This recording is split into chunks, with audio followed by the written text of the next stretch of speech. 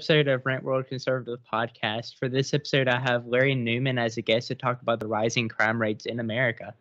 Larry, can you explain who you are and what you do to the listeners? Sure. My name is Larry Newman. I live in Southwest Missouri. I've worked in the criminal justice system for the last 20 years as a police officer, a sheriff's deputy, and a detective investigator. And for the last 9 years, my wife and I have operated a bail bond business, and that business allows me to work in the courts every day, working with the criminal justice system, the judges, the prosecutors, law enforcement, everyone involved in the criminal justice. Great. So now that we've heard a little bit about your background, we'll go ahead and get started with the 4 questions that I have planned, and we'll just go from there. Okay. So the crime rate in the United States has been going up for a while, and it continues to be an issue here in the United States. With that being said, what do you believe is the cause for the rise in crime? The cause for the rise in crime is the lack of accountability. We have been eliminating accountability and responsibility from the people who commit crimes for a number of years.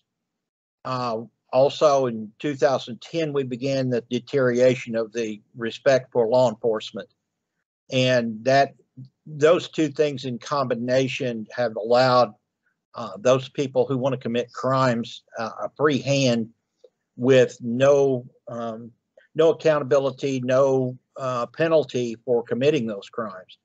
And so when you do that, you just increase the number of crimes that people are doing, because there's no reason why they shouldn't.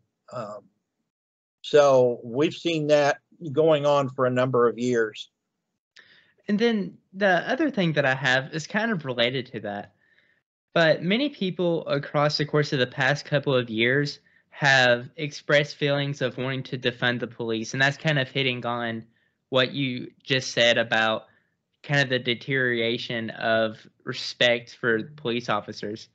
And as a former deputy police officer and detective, how do you feel this could affect crime and the crime rate if defunding of the police was enacted nationwide? And of course, we've already seen things such as, I believe it was Chaz, is this like lawless tiny community, and we didn't see a great outcome. And I feel like it would kind of be like that in a way if we did defund the police. So how do you think this would affect crime nationwide if we had a national defund the police legislation put forth?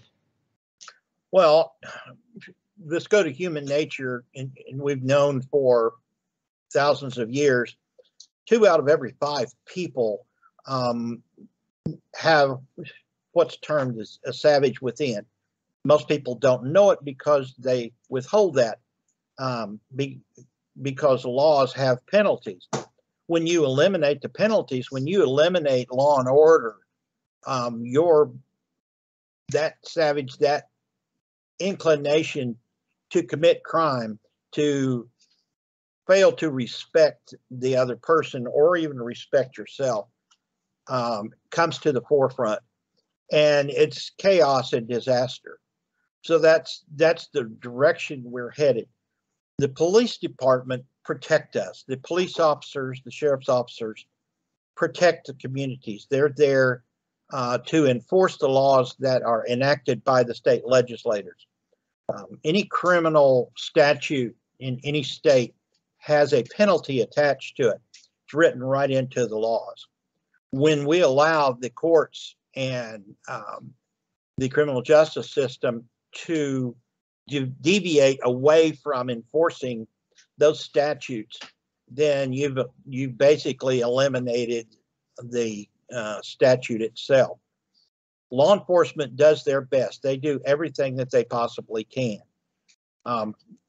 Right now, what we're seeing is the law enforcement goes out and they try to protect the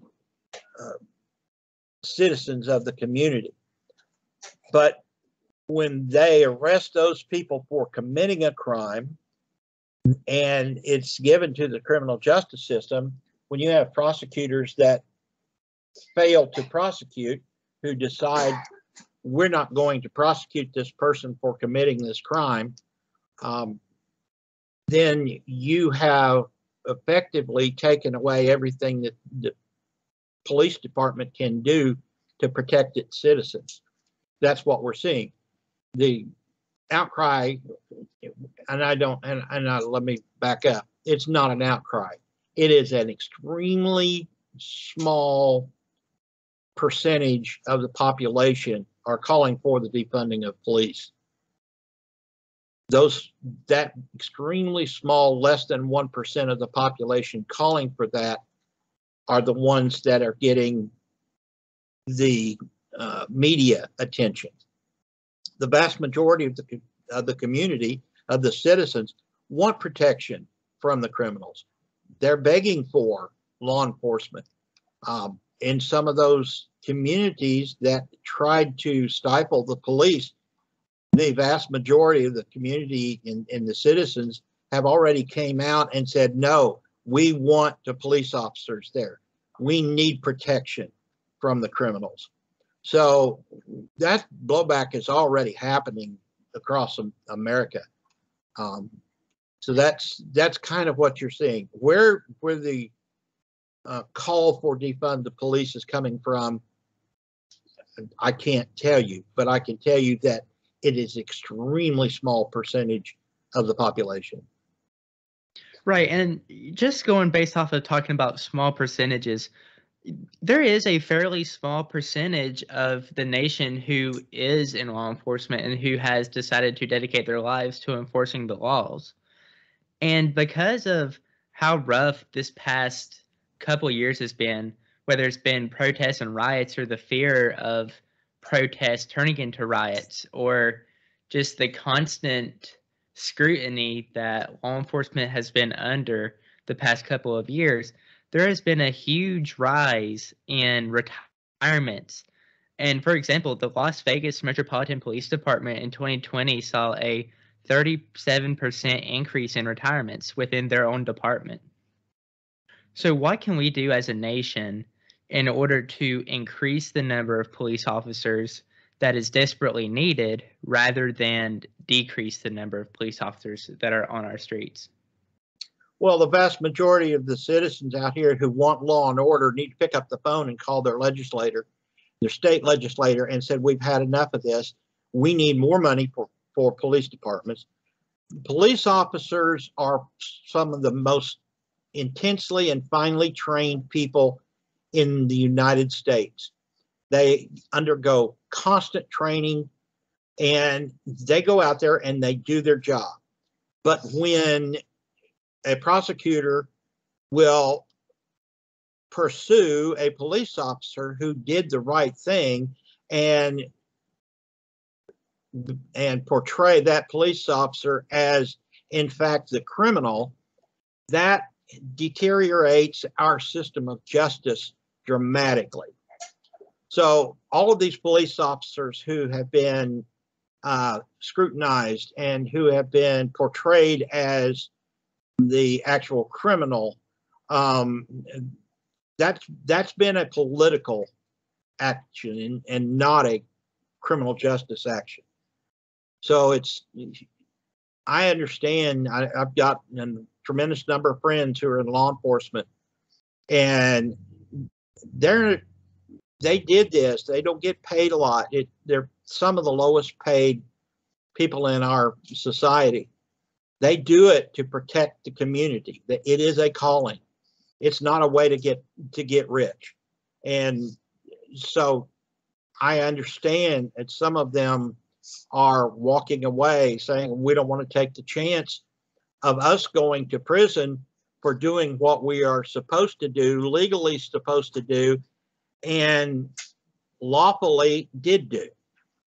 So I don't blame them for walking away, but we as the citizens, the community, the people who want law and order, need to pick up the phone, call your legislator, and demand that they put a stop to this. They can do it. They're the ones that can.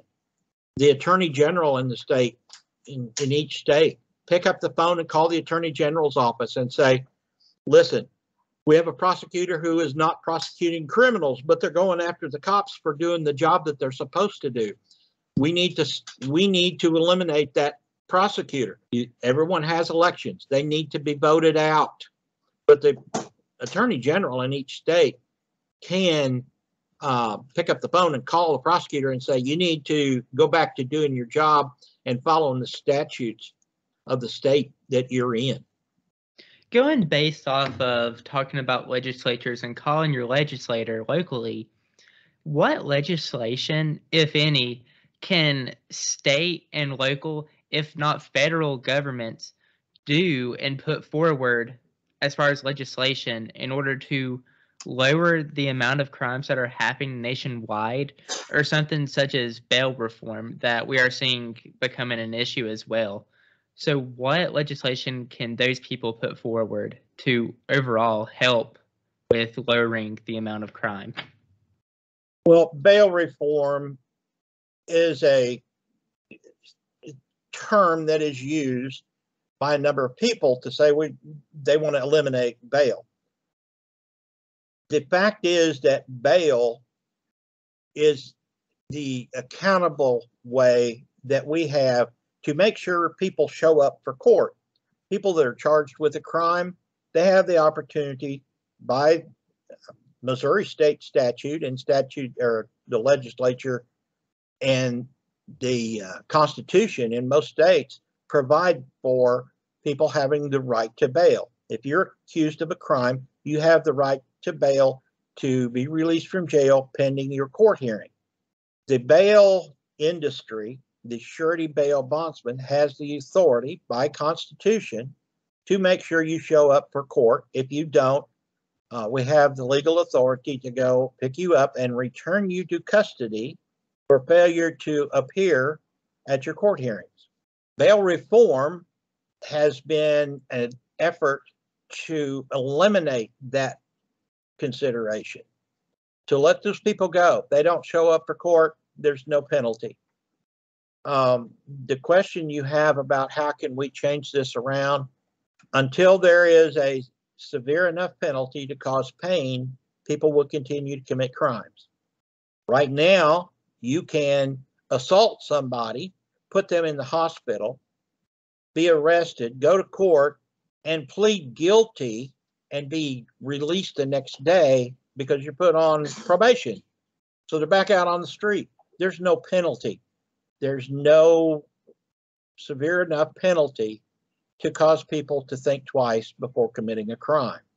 And when you go like in San Francisco, where you can go steal $1,000 of merchandise from any store, take other people's property, and they're not going to charge you with a crime. That's why people do it. Until we put some teeth back in the criminal justice system and enforce the penalties that are attached to the statutes, this will not stop. Right, and expanding on crime, there is a large number of crime that is committed by people in the ages of 15 to their mid-20s, coming from a study by UMN. And what can the U.S. do, whether it be programs that are youth programs or anything? What can we do to help ensure that those that are in that younger age bracket do not commit crime? And what can we do to make sure that once they do commit crime, so that they don't commit crime again once they're released from jail or prison? You have a society, and I heard the other day very descriptive comment. We have a society that is infected with a cancer of entitlement. Everyone feels entitled. The government pays you to stay home. The government pays you to go get food. The government pays you for almost everything now. The government pays you for a cell phone. We have a society of entitlement. When you have entitlements and children grow up in this society of entitlement, that belief is instilled upon them that anything they want, they can go have, they can go take. Programs, court programs. I sat on a committee at probation and parole for first-time offenders. I've seen this firsthand. We will not stop this until we eliminate this cancer of entitlement, the feeling of being entitled. This started in 1965, and it has grown and grown and grown. And now we have generations of people who have grown up thinking that they are entitled, that the government owes them, that everybody else owes them. Ronald Reagan made a statement one time. He said, "We must reject the idea that every time a law is broken, society is guilty rather than the lawbreaker." And that's never more true than it is right now. Your youth are growing up in a society where the only information they get is from their Facebook, Instagram, whatever else is out there. And nearly everything that they read is false, but that's the only way they get information. We now are keeping them out of school, so they have no contact with other people. They don't know how to interact and respect other people. So everything that we're doing, the government is doing right now, is throwing us deeper and deeper in this hole of entitlement and not knowing how to respect or get along with your neighbor or anyone else in society. So we're on a downward spiral. And I hate to say that, but we are on a downward spiral. And until as a society, we begin to instill respect and responsibility and accountability into our youth, I don't see a way out of this. And I don't like to be this way, but until we stop this entitlement and lack of respect for the other person or yourself, we can't turn this around. So I just want to clarify with everything that you just said, and I got to mention, I absolutely love Ronald Reagan, so I do appreciate that quote. But with the advancement of technology and all of these things that the government is now offering, as far as whether it be benefits or something else, or like you even said, a government issued phone for somebody who might not be able to afford one, it has really deteriorated the idea of really America and the American dream of actually going out and working for what you want and being able to work so hard for something and feel how good it is to actually succeed, knowing how much you've put into it. And now everything is just handed down, whether it be from the government or just from family members as well. And another thing is like you said, Facebook and Instagram being the key point to where people who are younger, primarily below the age of 18 and even in their mid to lower 20s, get their primary news from Facebook or Instagram. And all of that is filled with a bunch of biased people who think that they know what they're talking about, but they really don't know what they're talking about. And it's inspiring the idea that all cops are bad, that the government is not giving you enough, so they need to give you more, and just all of this and that is really affecting America in the worst way possible, like you said, with the entitlement aspect.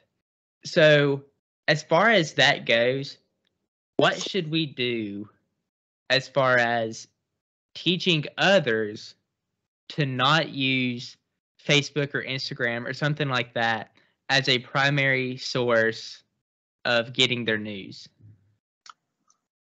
Parents are going to have to take the phones away, or buy a phone that a child can keep to call for an emergency. Put blockers on those phones. That's the first thing. The second thing is the parents are going to have to monitor the television. More and more, the society has allowed a deterioration in morals on television, and all of the things that we've talked about are portrayed now as good. Facebook is one of the worst. Anytime that you try to put a true factual statement on Facebook, it gets shut down. But all of the lies and all of the falsehoods are there for everyone to see. It's going to fall back on parents and society as a whole. When you've got all of the actors, singers, all of the famous people who come out and promote this anti-society information, it's hard to fight. So parents are going to have to stand up. But the criminal justice system has got to start working, and that starts with your legislators. Your legislators are going to have to go to the courts and say, listen, you will enforce what we have in statute, in the law. If it calls for a 2-year prison term, then that means a 2-year prison term. That does not mean that you suspend it and turn them back out on the street tomorrow. Put a stop to that. That has got to stop. Penalties have got to have consequences, and it's got to have to sting. That's just human nature. Without pain, nothing works. A 2-year-old child puts his hand on a hot burner and it hurts. They don't do it again. If the burner didn't hurt, they just keep putting their hand on it and getting burned. So it's a basic human nature. Without penalty and without pain, there's no reason to obey those laws. And until we get back to obeying the law and following the law and making it enforced, we're not going to gain any ground here. Things are just going to continue to get worse. All right, well, that is all of the questions that I have. Is there anything that you want to do as far as anything you want to say in closing? Well, there are a number of us that work really hard to try to get this information out.